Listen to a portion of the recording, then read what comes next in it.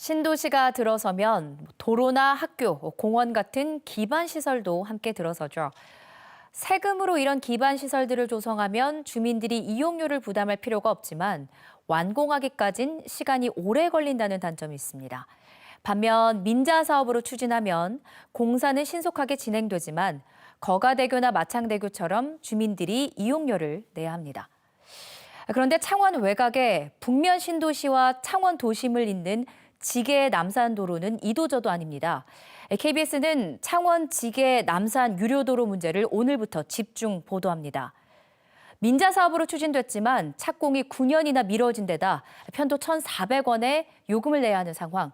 왜 이렇게 일이 진행된 건지 송현준 기자가 전해드립니다. 인구 4만 명 규모의 창원시 북면 신도시. 최근 10년 사이 인구가 4배 이상 늘어났지만 창원 도심과의 연결도로 개통이 늦어져 주민들의 불편이 이만저만이 아닙니다.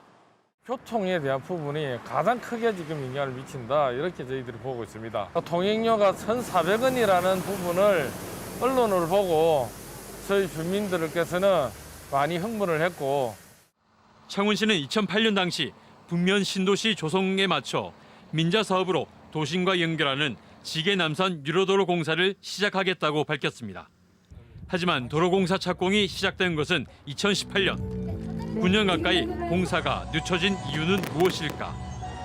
창원시가 계약을 맺은 민간 사업자가 법정 관리를 받고 있는 부실업체였기 때문입니다. 창원시는 2009년 동양건설 산업을 협상 대상자로 지정했지만 4년이 지난 2014년 협약을 맺습니다.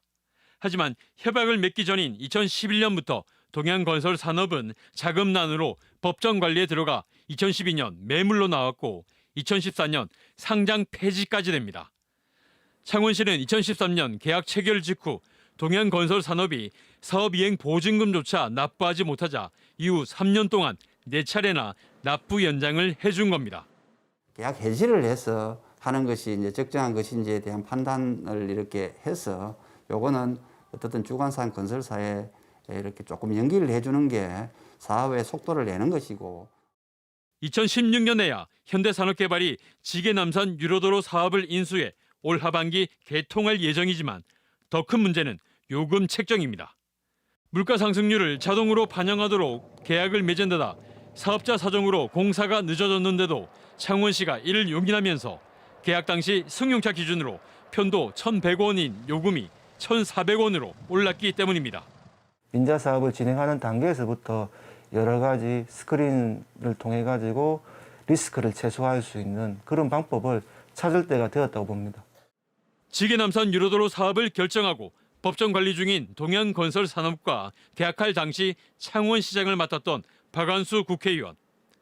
박 의원은 KBS의 해명 요청에 자금난에 빠진 동양건설산업과 계약을 맺은 이유에 대해서는 구체적인 언급을 피했으며 통행료 인하를 위해 민간 사업자와 창원시가 적극적으로 검토해야 한다고 밝혔습니다. KBS 뉴스 송현준입니다.